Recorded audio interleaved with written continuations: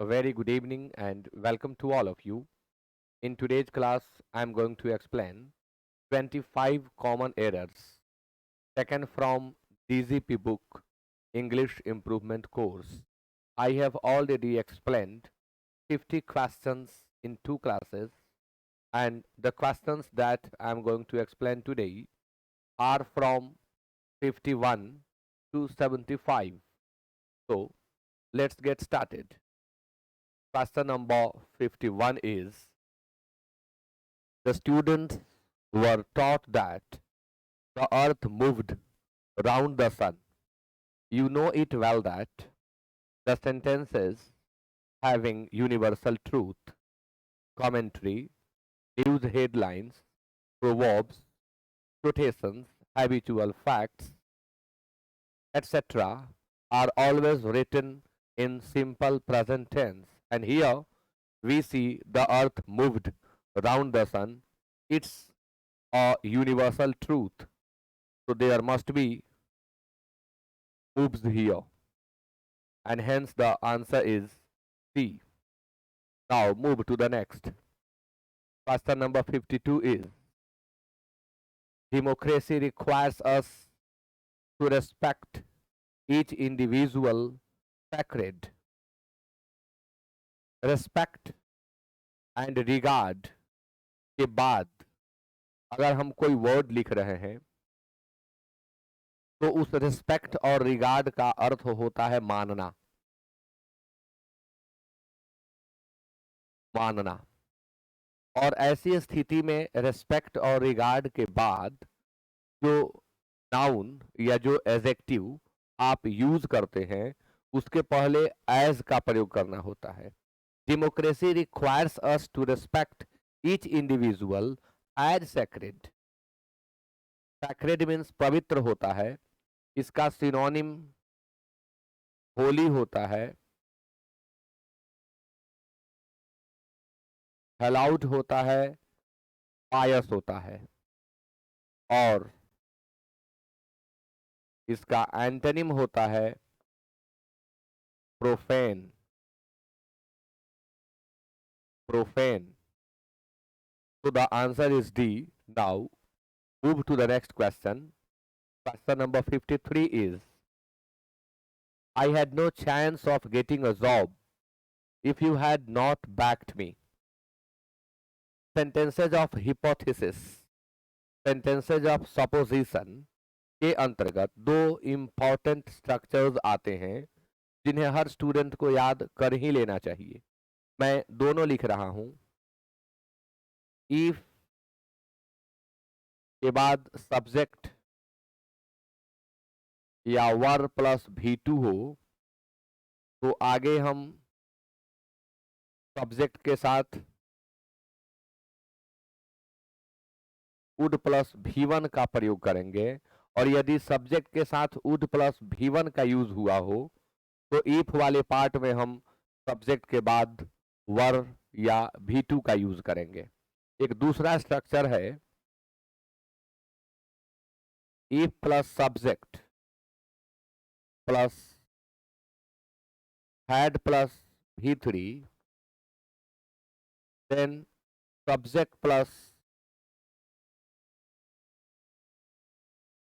would have plus V3 is used। ये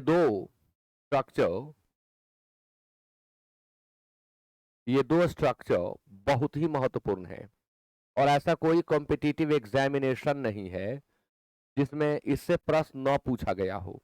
बहुत ही बारीकी से आप इसे समझ लें। इफ के बाद वर या V2 हो तो अगले पार्ट में वुड प्लस V1 होगा, और अगले पार्ट में वुड प्लस V1 हो तो इफ वाले पार्ट में वर या V2 होगा। सेकंड, इफ के बाद सब्जेक्ट हैड V3 हो तो अगले पार्ट में वुड हैव प्लस V3 होगा, और यदि अगले पार्ट में वुड हैव प्लस V3 हो तो इफ वाले पार्ट में हैड प्लस V3 होगा। और एक दूसरी इंपॉर्टेंट बात और कि हम इफ को हटा सकते हैं, वैसी स्थिति में इन्वर्सन का यूज करेंगे, ऑक्सिलरी वर्ब को हम सब्जेक्ट के पहले कर देंगे। आइए इसी टाइप पर इस क्वेश्चन को सॉल्व करते हैं। I had no chance of getting a job if you had not backed me. यदि आप मुझे बैक नहीं किए होते, यानी आपने सपोर्ट नहीं किया होता तो कोई उम्मीद नहीं थी मुझे यह नौकरी प्राप्त कर लेने की। तो ईफ वाले पार्ट में आप हैड के साथ भी3 देख रहे हैं, ईफ वाले पार्ट में आप हैड के साथ भी3 देख रहे हैं, तो आप चेक करें ईफ वाले पार्ट में हैड के साथ भी3 है, यानी एक और पार्ट जो है उसमें वुड हैव प्लस भी3 होना चाहिए। तो यहां जो हैड है यह गलत है, आंसर ए होगा। इस हैड को हमें रिप्लेस करना है किससे, would have say. I would have no chance of getting a job if you had not backed me, यदि आप मेरा सपोर्ट नहीं किए होते तो मुझे एक नौकरी प्राप्त करने की कोई चांस नहीं मिली होती। आंसर ए हो जाएगा। तो ये बहुत ही महत्वपूर्ण है, इन दोनों ट्रिक को आप याद कर लें। आगे बढ़ते हैं। Question number 54, college life is charming and school life is dull. College life को चार्मिंग कहा गया और स्कूल लाइफ को डल कहा गया। आप ध्यान दें, दो ऑपोजिट वर्ड एक ही सेंटेंस में दिए गए हैं। एक वर्ड फर्स्ट पार्ट में है और दूसरा वर्ड सेकंड पार्ट में है। जब भी ऐसा हो कि एक ही सेंटेंस के अंतर्गत कंजंक्शन से जोड़कर दो अपोजिट वर्ड का प्रयोग किया गया हो तो वहां कंजंक्शन बट होता है। अगर ऑप्शन में बट नहीं है, आप फिलर सेलेक्ट कर रहे हैं, तो वेयर एज या व्हाइल हो सकता है। यहां एंड दिया हुआ है, यही गलत है। एंड के जगह पर हमें बट का यूज करना होगा। College life is charming but school life is dull, answer सी होगा। Question number 55, we must guard ourselves from bad habits. Guard के साथ फिक्स्ड प्रेपोजिशन फ्रॉम नहीं, अगेंस्ट लगता है। अगेंस्ट लगता है, यानी आंसर होगा C. Next question, good books should reflect the true aspirations of the people, and while dealing people's problems they should try to solve them. Good books should reflect, modal verb के बाद V1 आता है meaningful है, यानी यहां तक कोई error नहीं। The true aspirations of the people, aspirations के बाद ऑफ है, इसलिए ट्रू एस्पिरेशंस के पहले द ग्रामेटिकली करेक्ट है। And while dealing people's problems, यहीं पर एरर है। डीलिंग, डील शब्द है जिसके साथ हम 3 प्रेपोजिशन यूज करते हैं। डील शब्द के साथ हम 3 डिफरेंट प्रेपोजिशंस यूज करते हैं। डील इन का अर्थ होता है व्यापार करना या बेचना। डील विथ वर्णन करना, निबटना यानी सामना करना, फेस करना, और डील विथ व्यवहार करना। Deal out means to distribute, वितरित करना, डिस्ट्रीब्यूट करना। तो जब भी डील आप सेंटेंस में यूज करें, स्थिति को समझते हुए इन 3 में से एक प्रेपोजिशन का यूज अवश्य करें। And while dealing people's problems, लोगों की समस्या को डील करने के दौरान, तो डीलिंग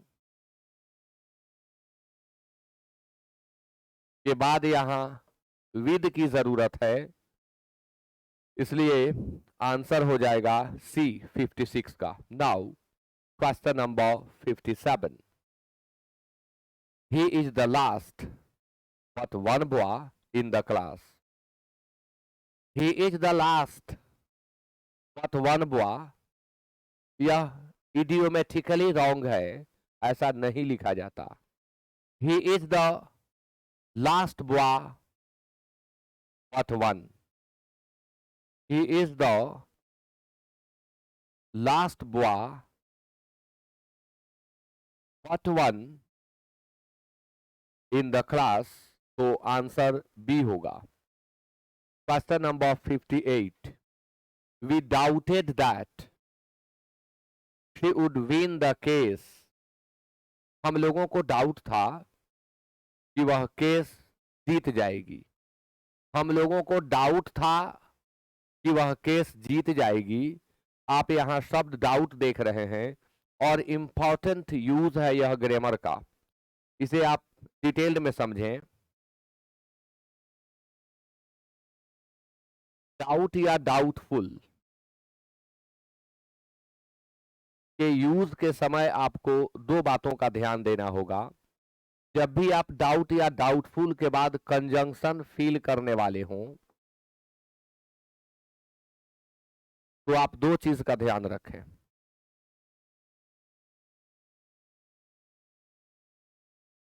अगर यह डाउट या डाउटफुल वाला पार्ट अफर्मेटिव है, डाउट या डाउटफुल वाला पार्ट अफर्मेटिव है, तो बेहतर होगा कि डाउट या डाउटफुल के बाद आप वेदर का यूज करें. यदि ऑप्शन में वेदर ना हो और फिल इन द ब्लैंक्स दिया गया हो तो वेदर के नहीं रहने पर आप इफ सेलेक्ट कर सकते हैं. यदि डाउट या डाउटफुल वाला पार्ट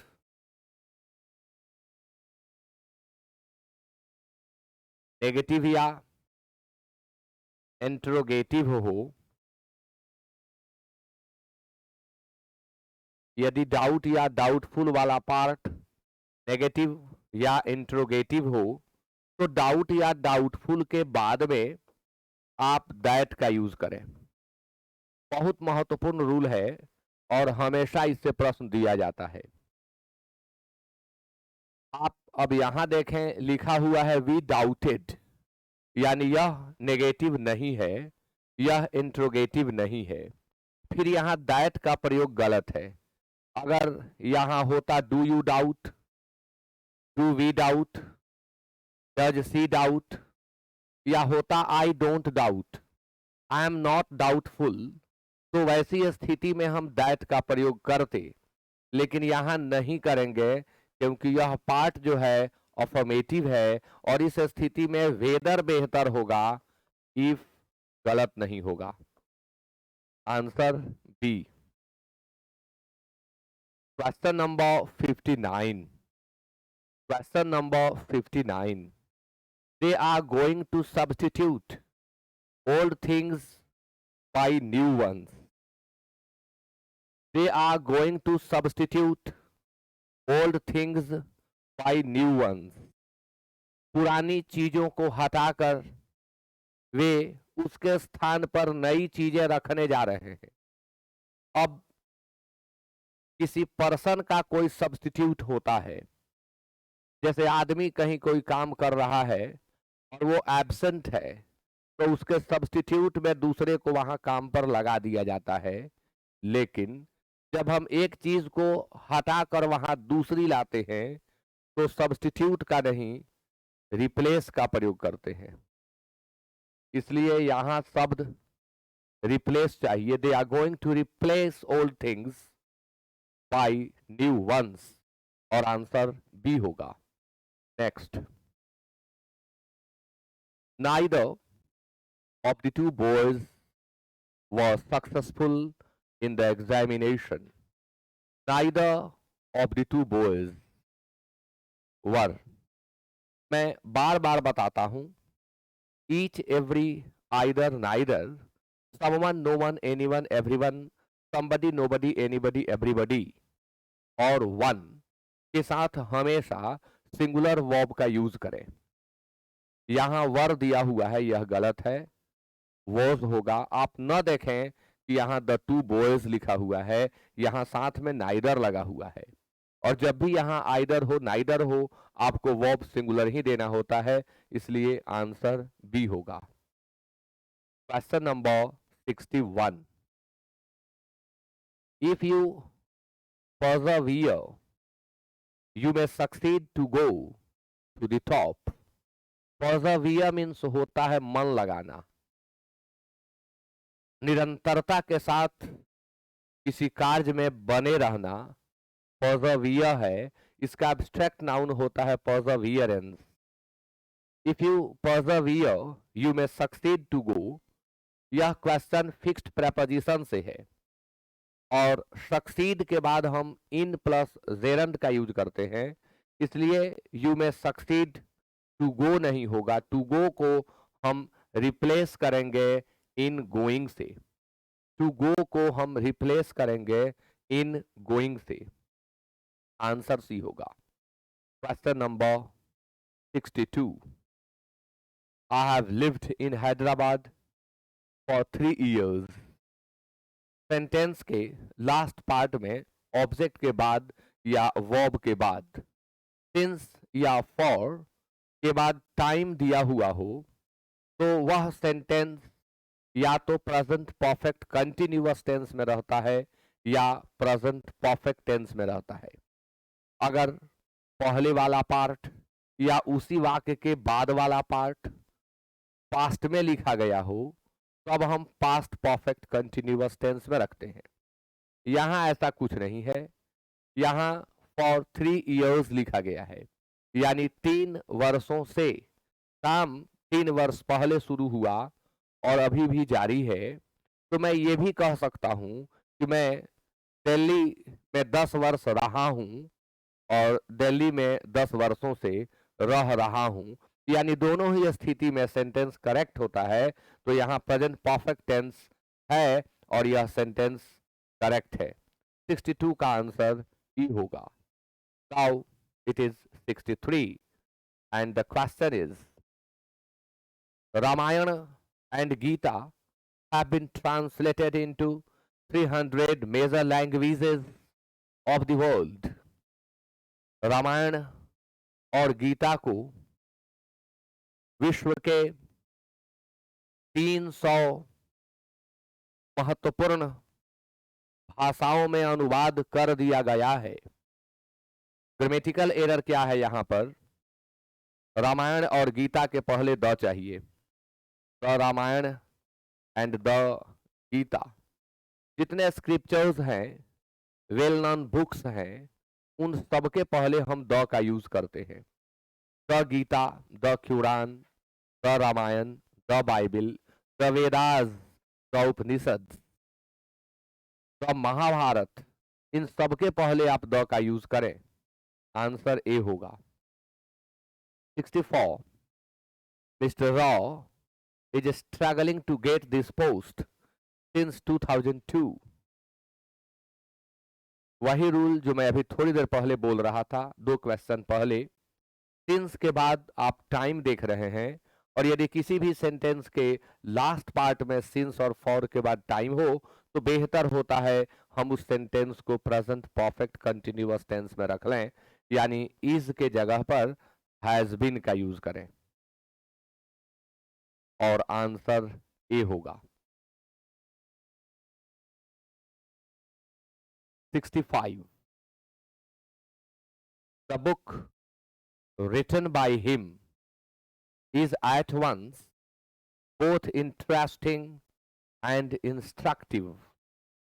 किताब जो उनके द्वारा लिखित है यह सही है। आप ना सोचें कि पैसिव वॉइस में लिखा गया और ऑक्सिलियरी वर्ब गायब है।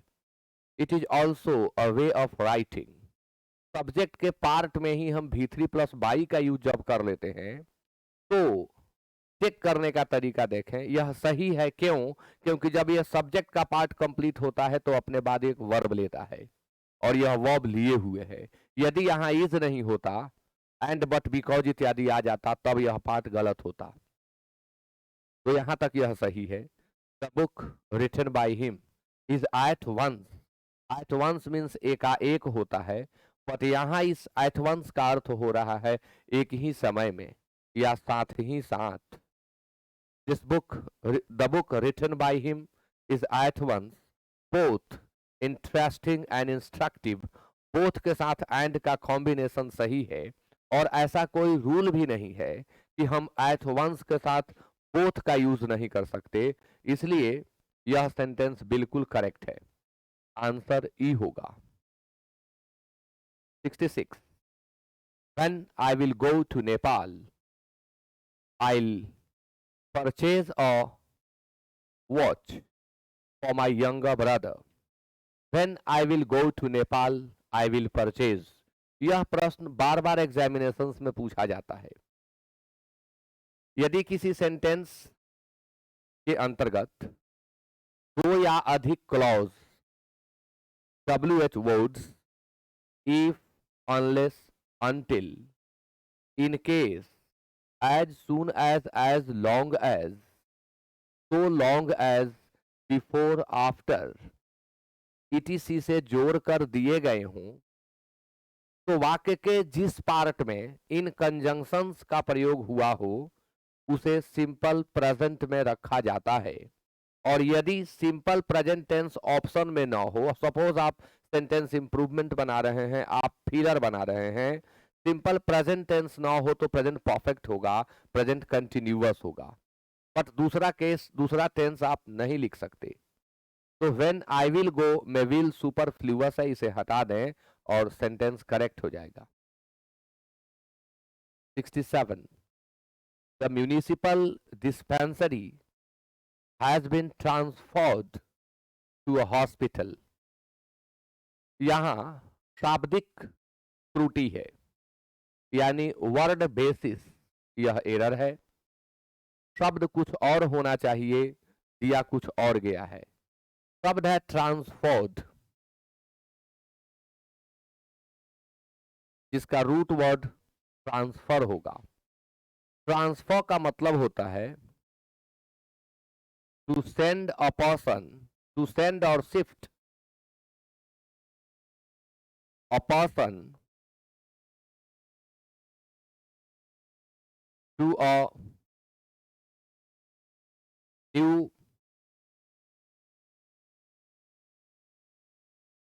प्लेस।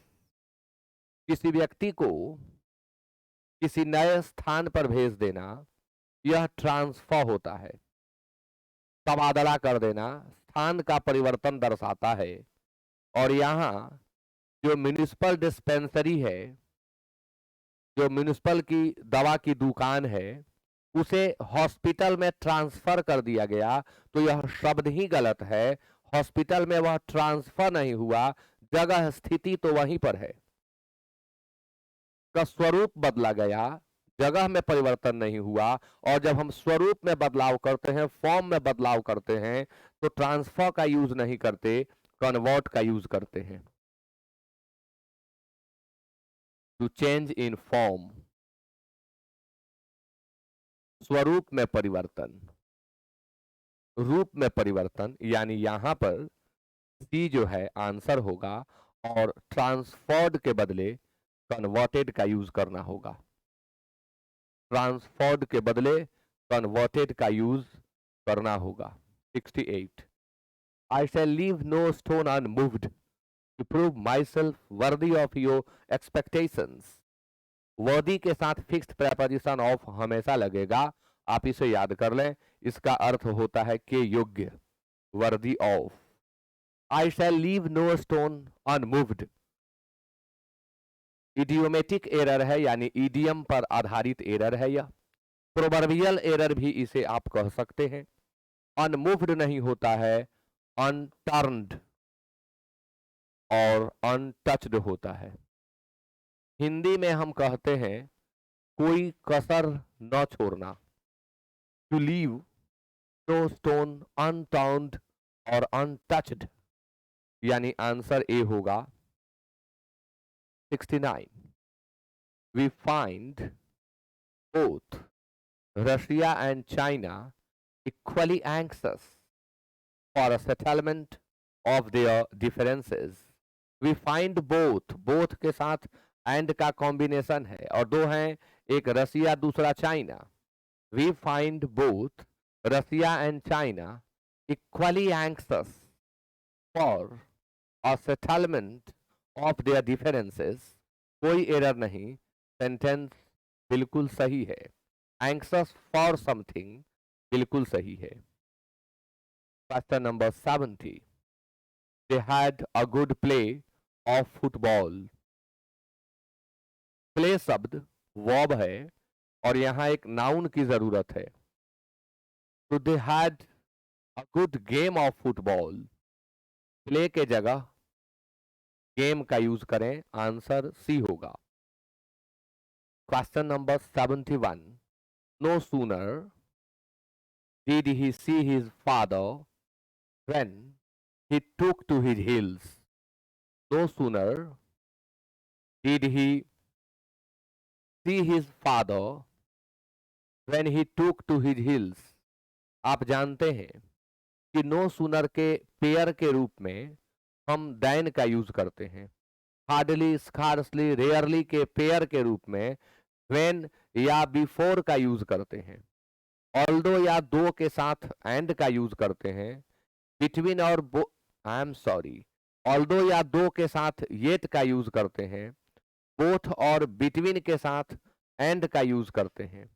तो यहां नो सूनर है और यहां व्हेन है, यह गलत है। व्हेन के जगह दैन का यूज करना होगा, आंसर सी। एक इडियम है to take to one's heels, जो कि यहां दिया हुआ है।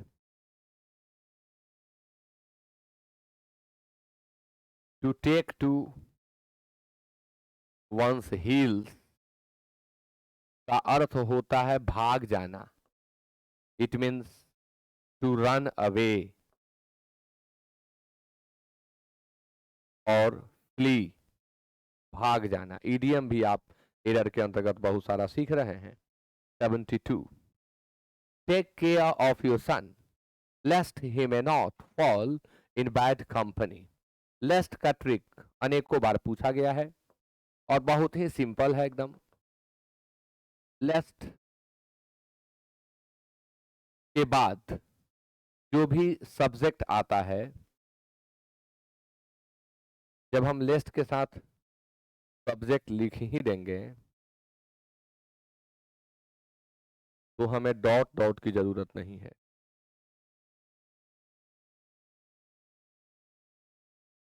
लेस्ट के बाद जो भी सब्जेक्ट आता है वह अपने बाद शुड ही लेता है, और चूंकि लेस्ट अपने आप में नेगेटिव है इसलिए हम नॉट का यूज भी नहीं कर सकते।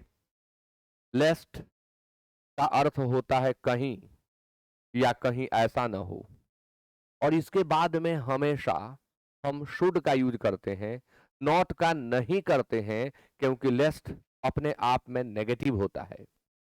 तो लेस्ट ही मे नॉट के जगह पर लेस्ट ही शुड होगा और आंसर सी हो जाएगा। Question number 73, I like this equally as well as the other as well as positive degree में है। पॉजिटिव डिग्री कंपैरिजन में बराबर को दर्शाता है, जैसे वह उतना ही लंबा है जितना मैं उतना ही अच्छे तरीके से पढ़ाता हूं जितना आप। तो ऐसी स्थिति में यह खुद ही बराबर को दर्शा लेता है, इसलिए पॉजिटिव डिग्री के वाक्यों में तुलना करते समय इक्वली का प्रयोग करने से बचें। इक्वली न लिखें, इक्वली यहां सुपरफ्लूअस है, इसे हटाना होगा। 74, I knew that he was bent to do evil. मुझे पता था कि वह evil कुछ बुरा करने पर तुला हुआ है। bent के साथ to का प्रयोग कभी न करें। bent on या bent upon, bent के साथ fixed preposition,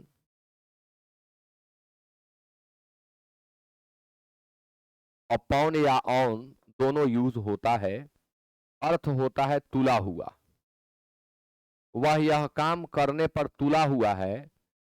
he is bent upon doing this work or he is bent on doing this work.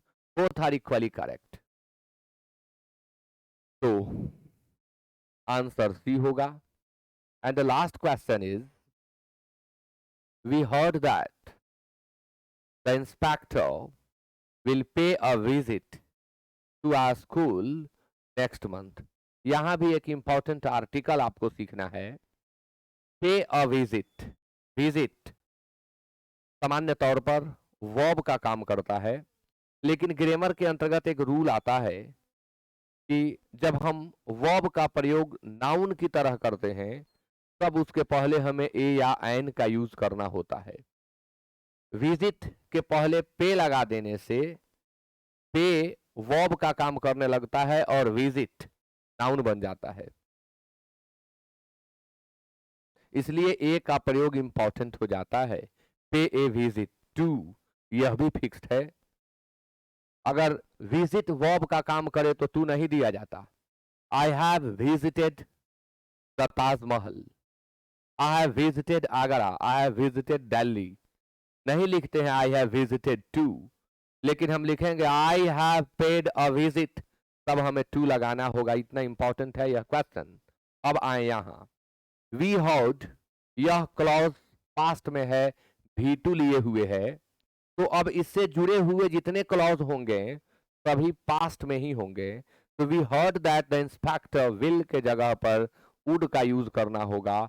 एक बार जब हम पास्ट में लिखना शुरू करते हैं तो हम पास्ट में ही कंटिन्यू रहते हैं, यूनिवर्सल ट्रूथ इत्यादि को छोड़कर, यानी आंसर बी होगा। तो आज के इस क्लास में मैंने 25 कॉमन एरर्स को एक्सप्लेन किया। मिलते हैं फिर अगले क्लास में, and thank you so much for being with me till the end of the class. Good night.